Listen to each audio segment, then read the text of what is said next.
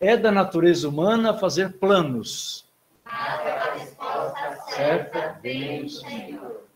É da natureza humana fazer planos.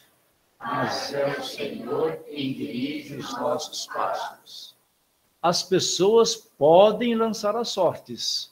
Mas quem determina o resultado é o Senhor. Beleza? Então vamos para o outro texto, que é o texto um texto do Evangelho de João. Digo-lhes verdadeiramente que, se o grão de trigo não cair na terra e não morrer, continuará ele só. Mas se morrer, dará muito fruto. Aquele que não ama a sua vida, aliás, aquele que ama a sua vida, a perderá, ao passo que aquele que odeia a sua vida neste mundo, a conservará para a vida eterna. Quem me serve, precisa seguir-me, e onde eu estou, o meu servo também estará. Aquele que me serve, meu Pai o honrará. Parece que temos mais um outro texto. Disse-lhes então Jesus: por mais um pouco de tempo, a luz estará entre vocês.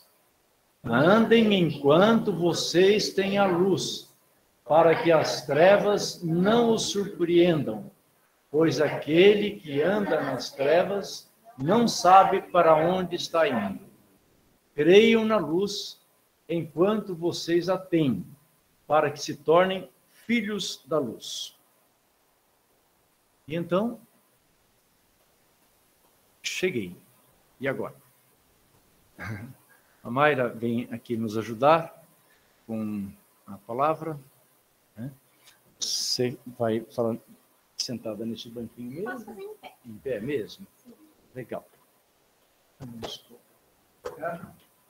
ajustar aqui.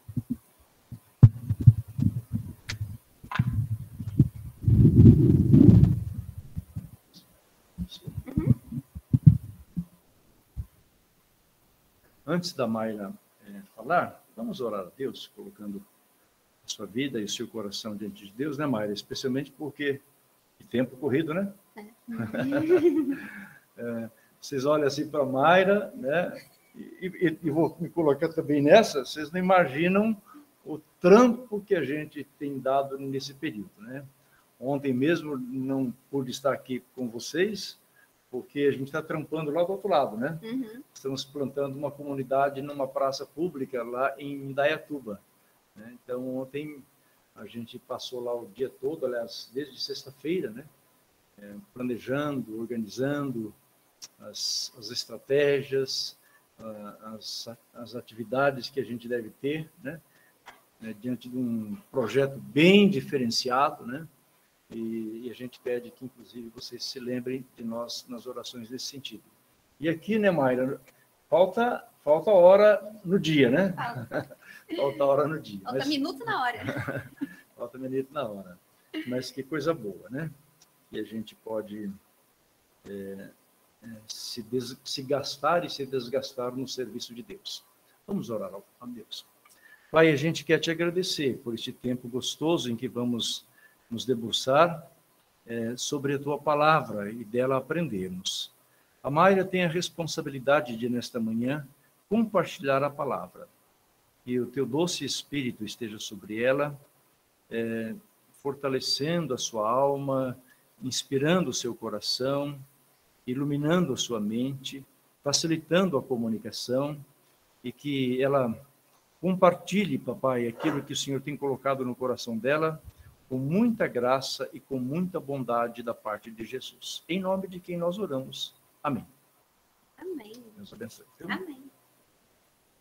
Muito bem. André, tá certo que tá pegando aqui? Dá para ir com esse microfone mesmo? Sim? E a gente vai começar ouvindo a música. Eu acho que para quem tá online a experiência vai ser correta, né? Porque eles ouvem o som de lá, mas quem tá aqui não vai ouvir esse som, né? Então eu vou deixar aqui um jeitinho de tentar pôr no celular. Aí vai sair o som aqui para eles. Pode ser?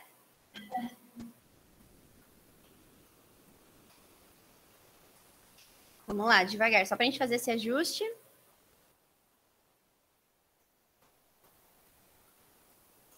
Põe play, vamos ver.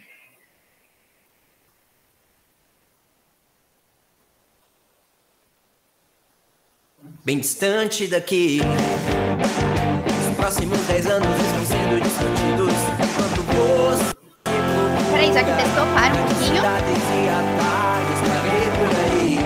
Volta ele. Pra dizer, agora sim, bom dia, gente. Era só pra gente testar se ia funcionar. Já que a gente sabe que vai funcionar, vamos começar mesmo. Gente, bom dia. É sempre muito bom estar aqui, é sempre uma alegria poder partilhar da palavra. Mas eu gosto de fazer isso de jeitinhos diferentes, vocês sabem. Então a gente vai começar ouvindo essa música, que é uma música muito especial pra gente. Quem já é mais familiar de Barão Geraldo vai reconhecer rápido a Avenida 2. Não sei se as meninas que estão chegando já tem na ponta da língua, ou quem está na chamada e está conectando ainda tem na ponta da língua o que significa a Avenida 2 para a gente. Mas num belo dia, Gesiel e seu irmão Gessé resolveram musicar o que a Avenida 2 significa para a gente. E essa música, esse clipe que eles fizeram, acaba sendo o nosso hino. A forma da gente cantar aqui sobre o que é Barão Geraldo para a gente. Então, nesse momento, a gente vai ouvir, vai contemplar aqui as imagens também, para a gente começar essa reflexão. A Avenida 2 fica atravessando a rua. A Céu está na esquina da Avenida 2. Barão Geraldo tem as 3 avenidas. A Avenida 1, que é para cá, para trás. A Avenida 2, que é essa da ciclovia. E a Avenida 3, que é um mito. Quem chegou até lá diz que existe, mas é muito raro as pessoas irem até lá. O diagnóstico dessa música, que você está aqui, mas vai estar muito depois, ela é uma profecia que se cumpriu na vida do autor. Na vida do autor, que está hoje muito distante daqui. Então, André, por favor, pode colocar. Tá bom. É isso? Podemos fazer?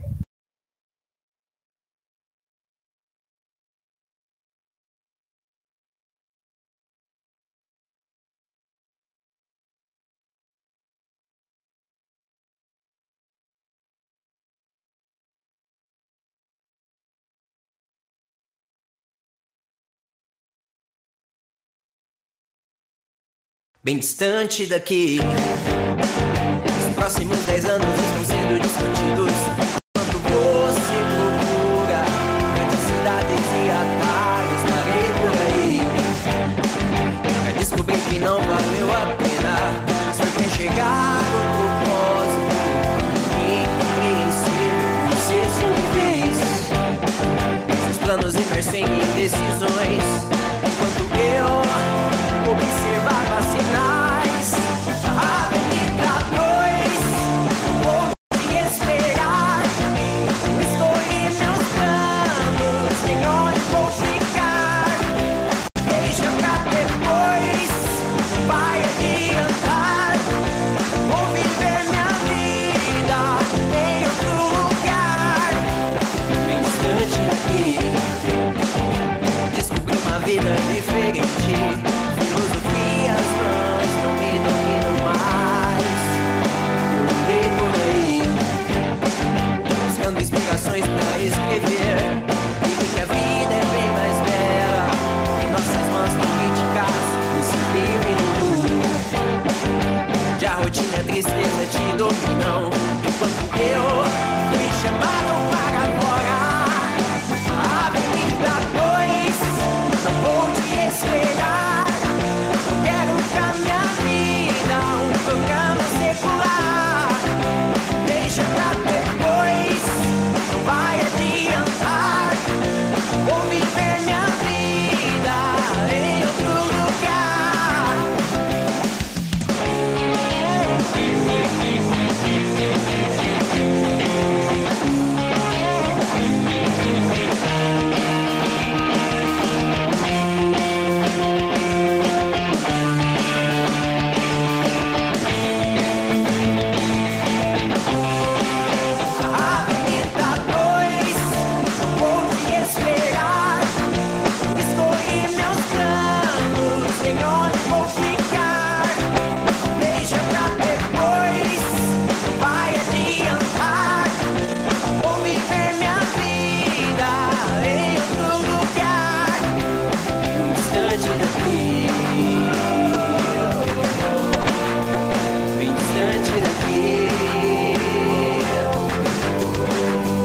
Bem distante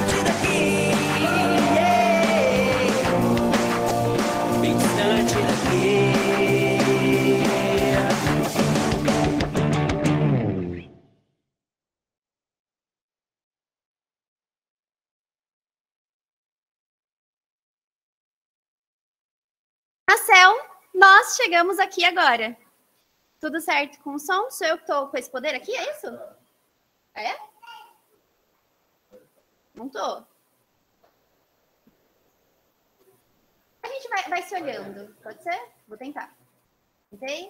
Tentei, é isso, muito bem. Então, cheguei, e agora? Claro, a gente vai fazer o exercício de tudo o que eu conversar aqui hoje, pensar no cheguei na universidade, que é o que nós estamos conversando aqui.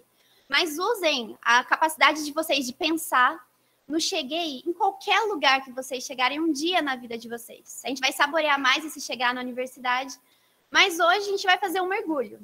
Quem me conhece sabe que desde que eu cheguei aqui, a minha vida mudou radicalmente, e que eu amo falar sobre isso, então eu vou precisar de ajuda de cronômetro hoje, quando for 11h30, alguém fala, para de falar, por favor. Mas eu vou cuidar para que a gente chegue lá bem. E a gente vai fazer um mergulho hoje. Um mergulho em algumas memórias, em algumas experiências, nas minhas, nas de vocês. Então vai ser bem conversa, fiquem à vontade para a gente ir conversando. E a gente também vai fazer um mergulho no futuro. Um mergulho de expectativas, mas as nossas expectativas sempre são recebidas com um banho de realidade. Então a gente vai falar de passado, de presente, de futuro, e a gente vai brincando nessa jogada, tudo bem? Vocês estão comigo? E a gente vai começar esse passeio no ano de 2013 e 2014. Não sei onde cada um estava, tentem lembrar aí o que eu estava fazendo em 2013 na minha vida. Eu, Mayra, estava arrancando os meus cabelos, que na época eram muito mais compridos do que agora. Eu estava ficando com ausência de sol dentro do meu organismo, porque eu ficava fechada dentro de um quarto. Eu tinha muitos pelos no meu corpo, porque faltava tempo para fazer qualquer outra coisa que não estudar. E essa era a minha rotina, 2013 inteiro. E isso porque vim de uma família que ninguém tinha ido para a universidade, eu seria a primeira, e ninguém dava muita importância para eu passar no vestibular, era só uma coisa da minha cabeça mesmo. Mas na minha cabeça, isso foi o maior estresse que eu poderia viver em 2013. Mas aí cheguei em 2014, que é o momento que acontece... Ih, cadê os efeitos especiais? Não foi. Vai? Não foi. Ah, eu te peço, pode ser? Muito bem. Esse momento aqui, esse é o momento que a Mayra, de 2013, vê a lista do vestibular e descobre que passou para a segunda fase, gente. Esse é o momento onde até os pelos do meu corpo comemoram de alegria. Mas uma alegria que eu ainda não esperava, porque tudo isso que eu fiz estudando, eu queria estudar no que eu achava que era o melhor do estado de São Paulo, que era a USP. Eu não sabia de muita coisa naquela época, né? Então, eu me desgastei para tentar passar na USP no curso, quem me conhece de antes? De artes cênicas. Era a única coisa que faria sentido na minha existência. Mas quando eu olho para esse computador e ao mesmo tempo que eu fico feliz, eu descubro que não passei, gente, na verdade, o que eu estou descobrindo. E eu não passei no curso que eu queria. Mas, pode passar? Eu não sabia de muita coisa. Vocês lembram que a gente já leu? Quero do meu coração fazer planos. Gente, eu sei fazer plano, eu gosto de fazer plano. Devo ter planejado até 2035 hoje. É do meu coração, e provavelmente é do coração de muitos de vocês. Nessa época, eu não sabia ainda que a resposta certa vem do Senhor, mas eu estava começando a aprender, porque essa é a foto do meu primeiro dia. Olha essa pessoa, sem expectativas, porque o que eu queria era passar na USP em artes cênicas. E de repente, não mais que de repente, eu era uma aluna de pedagogia da Unicamp, vindo morar em Barão Geraldo, sem conhecer nada nem ninguém. Eu não fazia ideia nem de quem eram as pessoas que decidiam prestar pedagogia. Eu olhava em volta e falava, gente, que pessoas são essas? Depois eu descobri que são pessoas até que normais. A cara do pai. Que essa foto só pegou a gente, vocês não têm ideia do que estava ao redor. Ele olhava assim, do tipo, nossa, o que é isso? Uxi. E essa é uma foto do meu primeiro bandejão com pessoas que no dia eu não tinha ideia de quem eram, mas que foram minhas colegas pelos 6 anos da minha graduação. Sim, eu fiquei 6 anos na graduação, gente. E o meu primeiro bandeco, essa é a parte preferida do prato, foi quiabo no meu primeiro dia de bandeco. A sorte é que eu gosto de quiabo, então tava tudo bem. Mas no bandejão tem disso. Pode passar, André, por favor?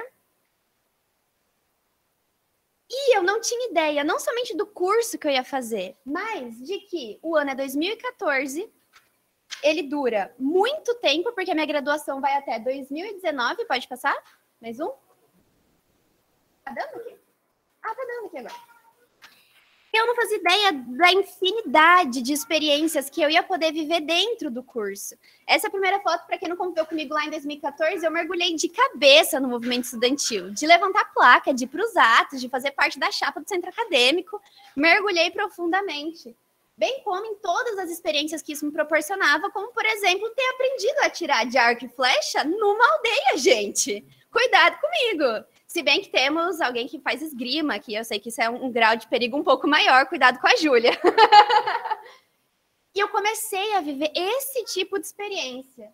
Então, de 2014 a 2019, eu não fazia ideia de que ia durar tanto tempo, aqui finalmente 2019, também não fazia ideia que eu ia passar também a minha graduação acompanhada com um grande senhor, e não fazia ideia que a minha turma ia se formar 2 anos antes do que eu. Isso daqui, eu me formando feliz, minha turma já estava lá, plena, 2 anos formada, e eu tive que dar essa demorada. Mas por quê? Porque vivi muita coisa, tanta coisa que eu não vou conseguir descrever para vocês. Eu pincei alguns elementos do que aconteceram, como, por exemplo, morar 1 ano. Essa aqui era a minha turma em Portugal, para quem nunca viu essa foto. Não estudei em Hogwarts, tá bom? Mas muito inspirada J.K. Rowling aqui nessa foto. Essa era a minha turma. Morei do lado de um castelo. Isso daqui não é um cenário, isso aqui é um castelo. Realmente, gente, era a vista da minha janela. Eu não imaginava que um dia qualquer no bandejão eu ia almoçar ao mesmo tempo com Einstein e Newton.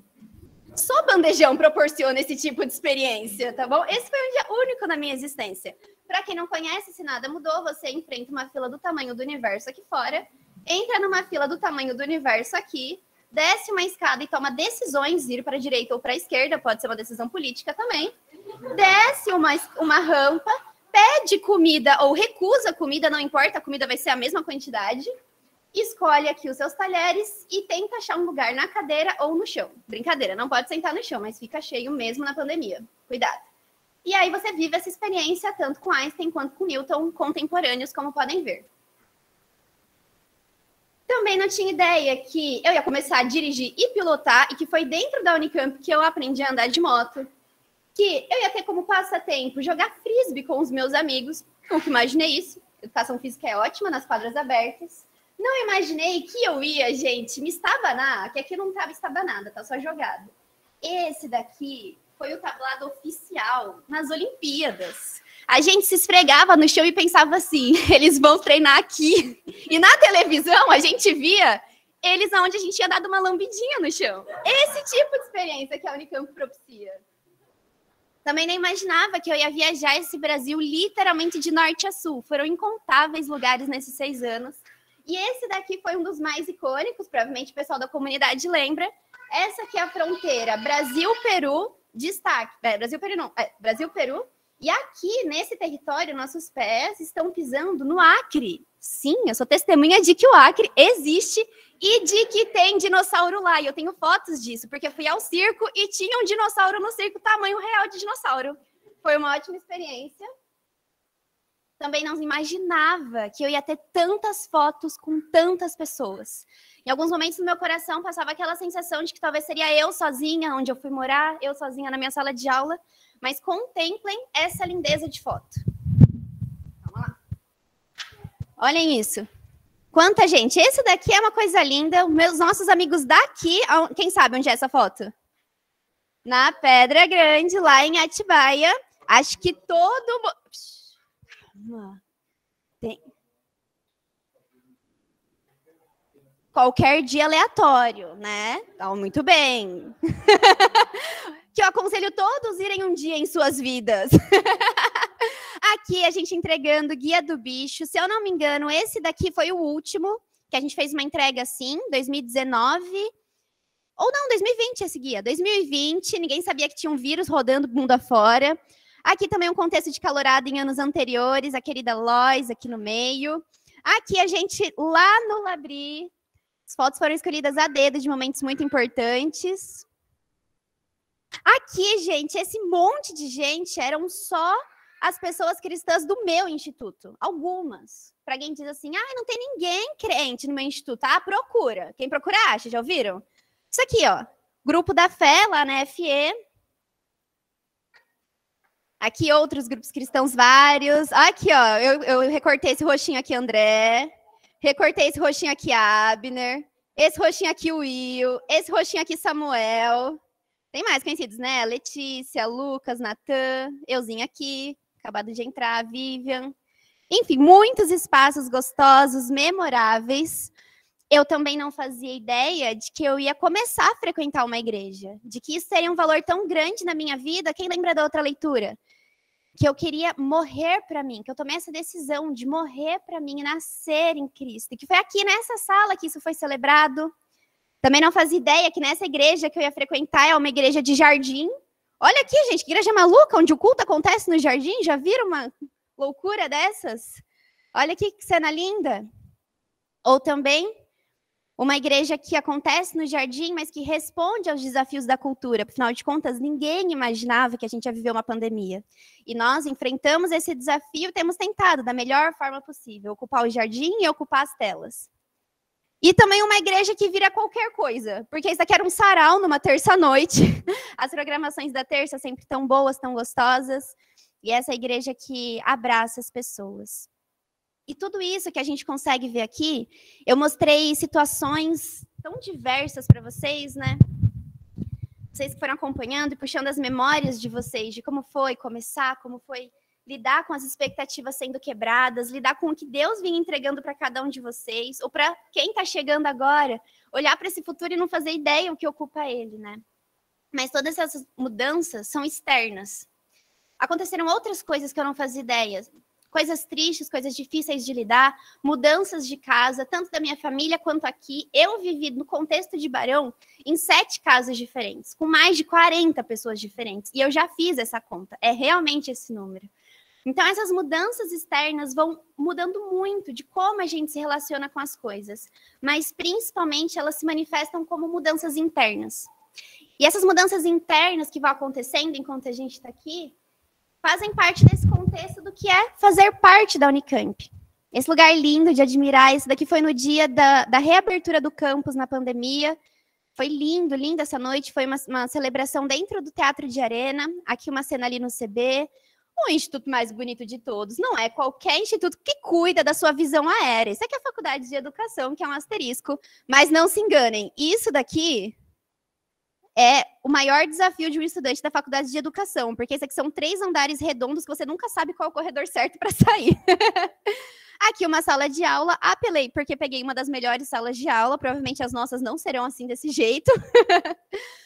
Mas esse fazer parte da Unicamp é um movimento muito interessante, porque a Unicamp também passa a fazer parte da gente. É algo muito intenso que acontece aqui, nesse tempo que a gente está na universidade, e a Unicamp ela ainda tem... Claro, essa experiência é partilhada em outras universidades, mas vir para a Unicamp especificamente é uma experiência de imersão tão grande, porque é diferente de muitos outros espaços, que ela está no meio da cidade ou no meio de outras coisas, a gente é geograficamente distante de Campinas. Quem vem para Barão, não vem para Campinas, né? E a gente fica imerso nessa cultura e a gente deixa de achar estranho pessoas andando de pijama na rua. Pessoas andando de samba-canção. Ninguém disse que não era para sair de samba-canção na rua. Ou você olha a pessoa passando de cabelo metade laranja, metade roxo. E tá tudo bem, porque é assim mesmo. E imersos nessa nova cultura, a gente passa até a estranhar. A gente passa a achar que é assim em todo lugar. E a gente esquece um pouco de como é o contexto fora daqui, né? E aí, pensando nesses vários exemplos de como a gente vê os estudantes andando na rua, na minha cabeça eu tenho várias imagens, e eu fui procurar no Google essas imagens do universitário, que assim, é ele, entendeu? Ele é único, ele é autêntico, mas quando eu pus no Google estudante Unicamp, apareceu essa imagem. Eu falei, Google, você tá de brincadeira? Você acha que isso aqui é estudante Unicamp?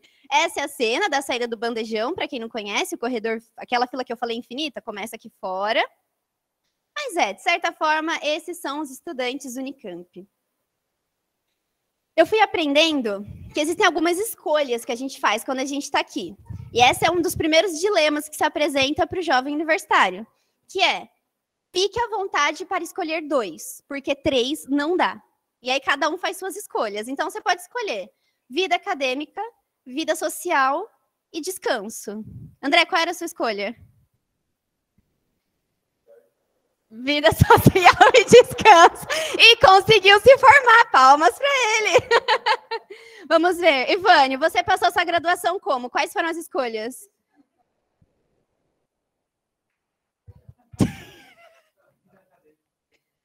Vida acadêmica e vida social. Esse é o famoso zumbi. Muito bem, palmas, porque ele se formou também. Quem mais? Que escolhas vocês fizeram?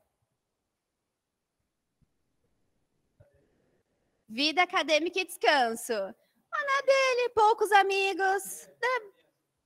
Mas ainda bem que agora você está aqui com a gente. Muito bom. Eu tentei os 3, falhei nos 3, no caso. Então escolham 2 e vão na fé que tende a dar mais certo. Mas olhar para isso, gente, olhar para isso, para mim, mostra a complexidade da vida humana, assim. E é esse o momento do universitário também, entender que a gente tem que fazer escolhas. Entender que apesar de a gente olhar para o mundo e se admirar completamente com todas essas coisas, com todas essas novidades, nós temos limites. E esse é o problema do ser humano, criatura, coisa criada que não é Deus. E todo mundo, ó, efeitos sonoros marcantes nesse momento, e todo mundo lida com isso em algum momento. Tenha você consciência da existência do Deus soberano ou não. A gente lida com o problema dos limites, a gente lida com o problema das escolhas. E nesse contexto, eu esbarrei nisso várias vezes, mas eu entendi que lá no início, naquele momento que eu entrei, que vocês viram segurando a placa, querendo ser chapa do centro acadêmico, atirando arco e flecha, me sentindo, maravilhosa, super povo originário da terra brasileira. Eu achei que eu sabia muita coisa. Porque é esse momento, né? A gente vem da adolescência e a gente vem com aquela imagem de eu vou prestar uma prova muito difícil e a gente consegue, e a gente se acha realmente suprassumo do universo. E aí ali eu aprendi a teoria do peixe grande no peixe pequeno. A gente pode até ser um peixe grande do lugar onde a gente veio, porque era um pequeno aquário. Mas aí quando jogam a gente aqui dentro desse grande universo, não importa o tamanho de quem a gente seja, nós somos poeira, nós somos pó. A gente até é dispensável completamente. A primeira vez que eu ouvi que a graduação era só um patamar da universidade, que a maior parte era a pós-graduação, a docência, a extensão, a pesquisa, eu falei, mas como? Todo mundo que eu olho é graduando. Eu sou todo mundo aqui. Não tem como ter alguém melhor que eu nesse lugar. Então, nesse lugar do eu sei de tudo, e muitos dos meus colegas também estavam nesse momento, é esse o maior desafio. Entender que a gente não sabe de muita coisa. Entender que a gente pode sentar e ouvir. A gente quer tanto romper, talvez, com a nossa cultura familiar, com onde a gente veio, com os nossos costumes, com aquelas tradições tão certinhas. Nossa, mas sempre foi assim. E ninguém em casa percebe que não é desse jeito. Meus pais nunca tinham me contado que o mundo é assim lá fora. E a gente sente que sabe de tudo isso, mas hoje eu percebo, gente, que naquela época, e hoje ainda, não sei de muita coisa. Talvez esse seria o centro de um universitário para ele se colocar no lugar de aprendiz. Reconhecer que não sabe. Porque aquele que sabe de tudo, o que mais ele pode aprender? Mas aquele que reconhece que ainda tem tanta coisa no universo para aprender, esse sim aprendeu alguma coisa. E é nesse sentido que eu entendi que eu não sabia arrumar minha casa. Não deixei minha mãe me ensinar, porque eu falei, agora eu moro sozinha, agora eu sei. Aí eu falei, não, eu aprendi desde pequena, a roupa suja se lava em casa, não é isso? Não tinha máquina de lavar na minha kitnet, daí eu lavava na mão por uma semana, até que eu entendi que não ia dar.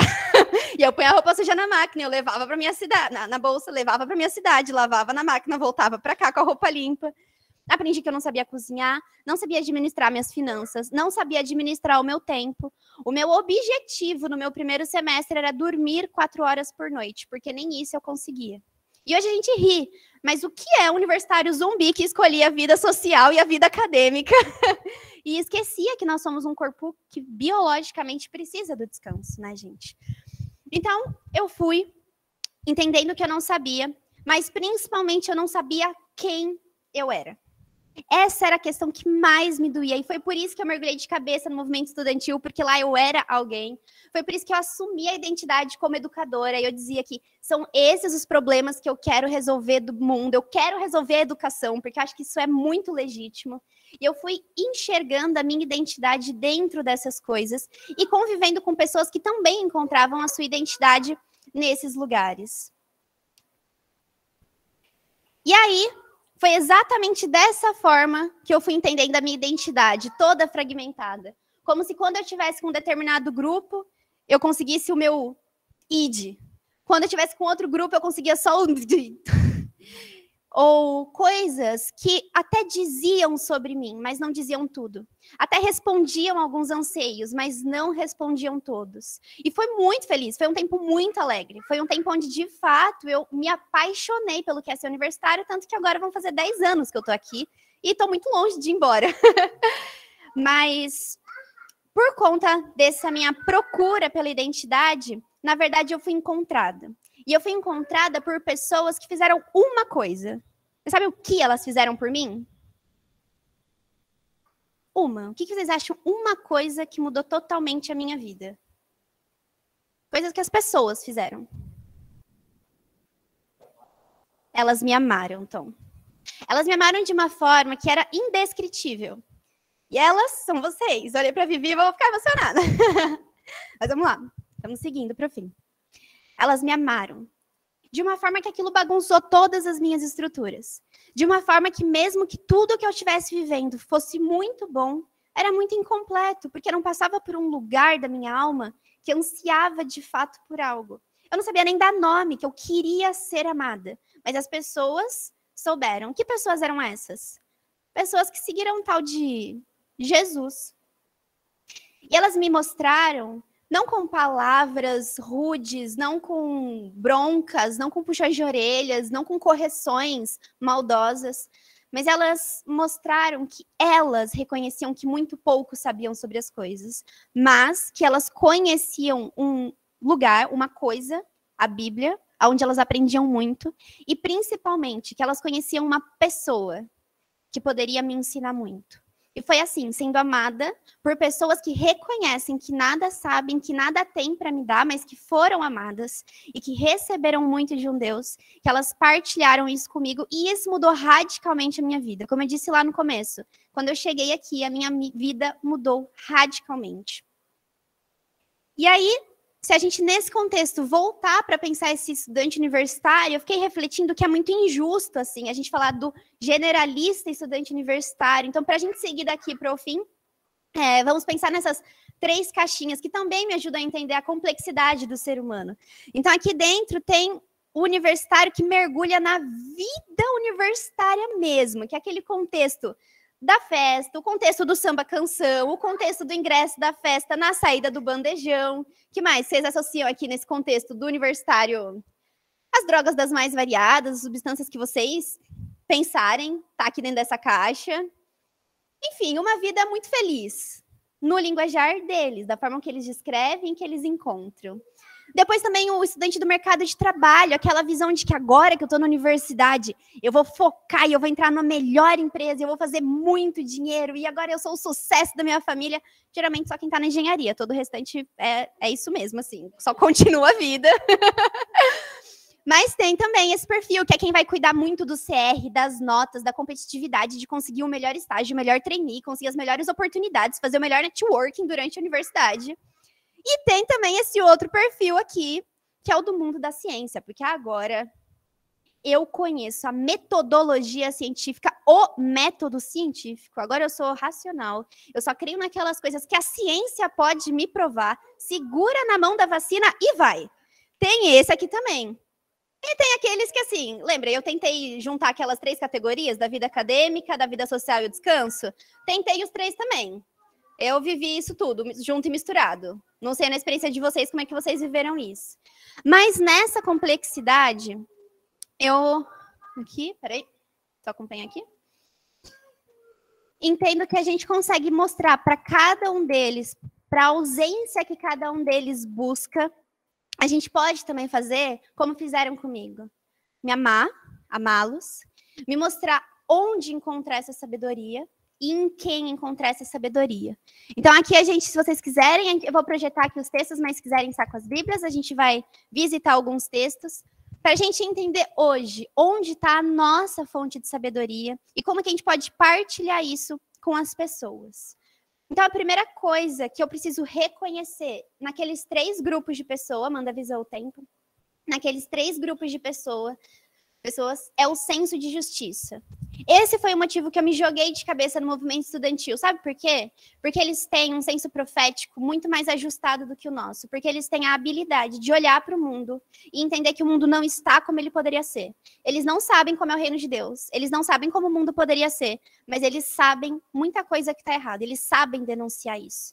Eles podem fazer da maneira incorreta, eles podem carregar nas próprias costas. Mas eles não se acomodam com o mundo como ele está. Eles sentem as dores de si mesmos e eles têm a habilidade de entender a dor da Ana Maria, que vem de fora. Eles têm a habilidade de entender a dor das mulheres, que são, sim, colocadas em lugares muito desafiadores socialmente. Eles têm a habilidade de olhar para a sociedade estruturada como está e dizer, isso está errado. Mas isso pesa, gente. Isso pesa muito. Porque eles conseguem enxergar o erro e eles acham, realmente, do fundo do coração deles, que eles são capazes de fazer essa mudança. Vocês conseguem imaginar fazer essa mudança com as próprias mãos? Então, levanta ali e acaba com a fome no mundo, por favor. Aí a gente se encontra no fim da tarde para tomar um café. Você vai estar bem? Ô, Josué, você pode, por favor, arrumar todo o problema do clima do mundo? Aí a gente se encontra amanhã para você me dar um relatório? Vocês conseguem imaginar o que é viver sob essa pressão? E o que a gente pode encontrar de palavra de sabedoria? A gente pode visitar Mateus 11. Alguém pode ler para mim? Vou ficar com um leitor aqui do meu lado dos textos. Vem, Josué. Fica aqui comigo, então, a partir de agora, para a gente ir mais rápido. E aí a gente... Pode sentar. Igual a Tamira ensinou, quando tiver no negrito, a gente lê juntos, tá bom?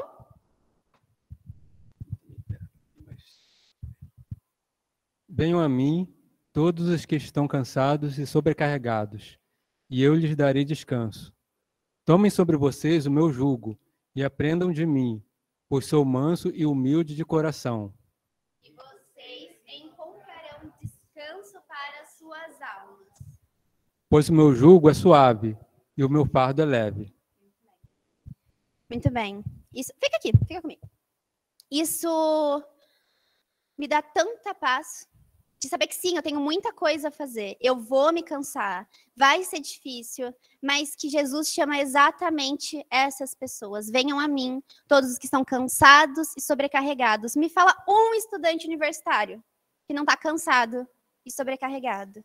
E é em Jesus que ele vai encontrar esse descanso. Então, que a gente possa partilhar essa sabedoria com eles. E ali eles vão encontrar o descanso para suas almas. Outra coisa que eu encontrei pensando nesses universitários, essas pessoas que eu convivi nesses últimos anos. Para quem não sabe para onde está indo, qualquer caminho é válido. É por isso que a gente chega aqui, qualquer primeiro panfleto que te entregam tem muita chance de acertar em cheio no seu coração. E é por isso que a gente se esforça muito para que o primeiro panfleto a chegar na mão dessa pessoa seja o quê? Um guia do bicho. Porque a chance de isso ser um sopro de Deus nesse caminhar é tão grande, é tão potente, da mesma forma que me entregaram um panfleto do movimento estudantil, que me entregariam um panfleto de uma festa, que me entregariam um panfleto que seja lá do quê. Então é por isso que a gente dá esse passo, antecipa essa ação e entrega o guia do bicho. E aí eu coloquei aqui, para a gente ler, o receio de que muitas famílias, de quem já é cristão, e os pais pensam, mas então vamos esconder o nosso filho na universidade, vamos procurar uma casa cristã e amigos cristãos e roupas cristãs, e eu nem sei o que é uma roupa cristã, gente, é uma roupa que segue Jesus, eu não entendo isso. Mas esse senso... Uma coisa que interessante, até como você falou, é que tem muitos alunos que vão para a moradia estudantil e que conseguem a vaga, que vão assumir a vaga na moradia, que os pais vão junto com esses alunos. Para tentar fazer essa proteção. E aí vamos ler aqui, me ajuda, Josué. Que aí a gente fica com tanto receio que a gente põe referências do que está certo para seguir somente aquelas referências cristãs. E olha onde isso pode dar. Cuidado com os falsos profetas. Eles vêm a vocês vestidos de peles de ovelhas, mas por dentro são lobos devoradores. Vocês os reconhecerão por seus frutos. Pode alguém colher uvas de um espinheiro ou figos de ervas daninhas? Amém. Aqui eu lembro da Pri relatar que os colegas de graduação dela vinham falar, Pri, dá um jeito nesses seus amigos crentes, porque eles são os piores. Parece que nunca viram o mundo, parece que nunca foram numa festa. Eles são os que dão mais trabalho. Poxa, gente, como aqueles que conhecem a luz são os que dão mais trabalho? Como é que a nós mesmos, viemos em peles de ovelhas e nos tornamos pessoas que são pedras de tropeço no caminho das outras pessoas? Ou ainda, nesse medo, nessa tentativa de se esconder, como é que a gente acaba caindo nisso aqui? Pode ler também, Josu. Vocês são o sal da terra, mas se o sal perder o seu sabor, como restaurá-lo? Não servirá para nada, exceto para ser jogado fora e pisado pelos homens. Vocês são a luz do mundo. Não se pode esconder uma cidade construída sobre um monte. Obrigada, pode voltar lá agora. E esse fica um incentivo para que, uma vez que somos acesos como luz e trazidos até aqui, que isso não fique escondido embaixo da cama, que a nossa vida seja mais um livro da Bíblia para ser olhado pelas pessoas, antes que elas mesmo cheguem a entrar nas igrejas ou ler as escrituras, que elas possam ler as nossas vidas.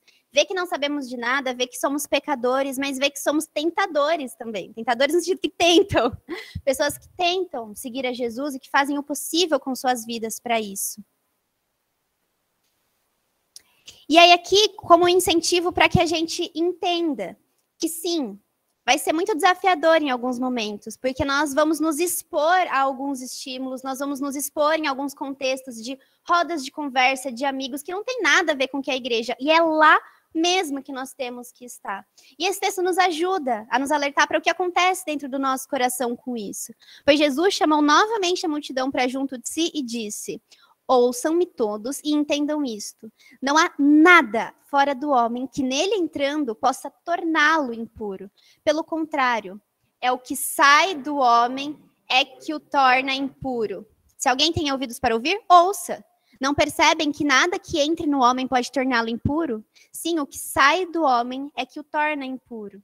Então, tenham muita prudência de ter medo de ir nos lugares, de falar com as pessoas, de conversar sobre o que elas gostam. Façam isso, se conectem com as pessoas. Entendam o que faz sentido para a vida delas e traduzam o evangelho na língua delas. Se a gente não souber falar sobre o que eles estão falando, vocês acham que a gente vai conseguir falar do evangelho para eles? As chances são muito baixas. Então, que a gente entenda que tudo isso não vai adentrar o nosso coração e nos tornar impuros, porque já é o nosso coração que é impuro. E é isso que a gente limpa diante de Deus, mas é na nossa vida que a gente se mistura e se conecta com as pessoas. E aí a melhor parte dessa parte, de para quem não sabe para onde está indo, qualquer caminho é válido, vocês sabem também qual caminho é válido? O do evangelho. Se essas pessoas querem tanto caminhar com passos firmes para algum lugar, por que não experimentar o caminho do evangelho, o caminho de Jesus? Não pensem que essas pessoas são monstros, que são contra quem é Jesus. Eles não conhecem Jesus. E essa é a nossa tarefa, apresentá-lo de uma forma que dê vontade de viver. Talvez eles experienciaram a igreja de uma forma que a última coisa que eles querem é entrar numa igreja, porque foi lá onde eles aprenderam muitas coisas que eles não acreditam e que não tem nada a ver com o evangelho, ou foram lá que eles foram machucados tremendamente. E talvez demore para que eles entrem numa igreja novamente, mas ele pode ser o seu amigo da graduação do início até o último dia. E é ali que ele vai aprender a ser igreja e aprender a seguir Jesus. E aí aqui, um dos nossos últimos pontos é que todos querem ser amados. Lembram aquele pedaço de peça que faltava lá no início para todo mundo e que a gente tentava encaixar com coisas? É porque nós queremos ser amados. E tem coisa melhor do que encontrar na própria escritura o seguinte: que eu tenho lhes dito essas palavras para que a minha alegria esteja em vocês e a alegria de vocês esteja completa. O meu mandamento é este: amem-se uns aos outros como eu os amei. Ninguém tem maior amor do que aquele que dá a sua vida pelos seus amigos. Vocês serão meus amigos se fizerem o que eu lhes ordeno. Já não os chamo de servos, porque servo não sabe o que seu senhor faz. Em vez disso, eu os tenho chamado amigos, porque tudo o que eu ouvi de meu pai, eles tenho conhecido. Lhe tornei conhecido. Vocês não me escolheram, mas eu os escolhi para irem e darem fruto, fruto que permaneça, a fim de que o Pai lhes conceda o que pedirem em meu nome. Este é meu mandamento. Amem uns aos outros. E nós temos, inclusive, não só o que fazer, mas também o como fazer. E isso também eu deixo como um imperativo para a gente aqui na comunidade, de como viver esse amor. Não será assim entre vocês, nessa ordem do mundo, muito pelo contrário. Quem quiser tornar-se importante entre vocês, deverá ser servo. E quem quiser ser o primeiro, deverá ser escravo de todos. Pois nem mesmo o Filho do Homem veio para ser servido, mas para servir e dar sua vida em resgate por muitos. Nós falamos muito de serviço aqui na CEL, não é por pouco que um dos nossos valores é o serviço radical. Mas não é sobre servir aqui dentro, não é sobre passar um pano e arrumar uma cadeira somente. É sobre servir onde quer que a gente esteja e quem quer que for.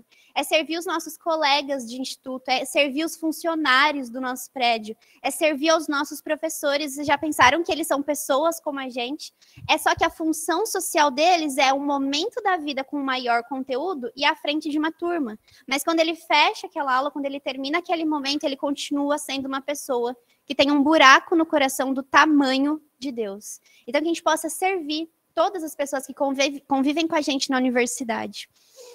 Teve um momento muito marcante para mim, se vocês quiserem olhar depois em João 13, esse momento do Lava Pés, onde eu cansada, exausta de um dia na Unicamp, com a mochila nas costas pesada, eu saía cedinho e voltava à noite, aquela coisa de tudo na mochila, um sapatinho e vai de um lado e vai do outro, e vai de um lado e tá suado, e vai ter que entrar numa aula e tá cansada.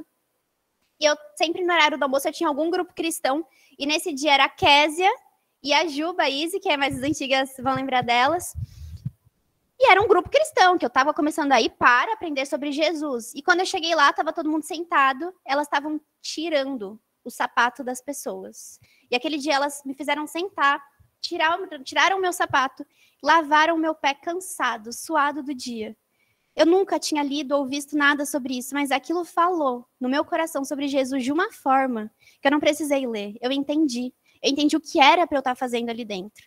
E eu entendi quem era esse Jesus que lava o pé dos seus discípulos. E que eu queria fazer parte disso. Não fazia sentido para mim não fazer parte disso. Então, essa é a forma que nós somos chamados para sermos cristãos dentro da universidade. Servindo. Com isso, todos saberão que vocês são meus discípulos. Se vocês se amarem uns aos outros. E por fim, e aqui realmente é o último, que é todo mundo quer saber quem é. Lembra aquela parte aqui no canto da identidade toda fragmentada? Podem tomar como princípio, podem ter como informação prévia de qualquer pessoa que vocês conhecerem na universidade. Elas têm as suas identidades fragmentadas. Elas tentam se reconhecer em espelhos, em todas as dimensões. E quando elas se olham, a imagem delas não fica completa. Mas aonde a imagem delas vai ficar completa completamente?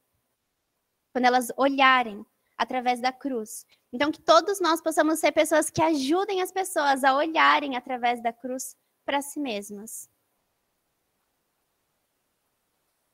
Por fim, eu não vou fazer a leitura, mas é para a gente concluir.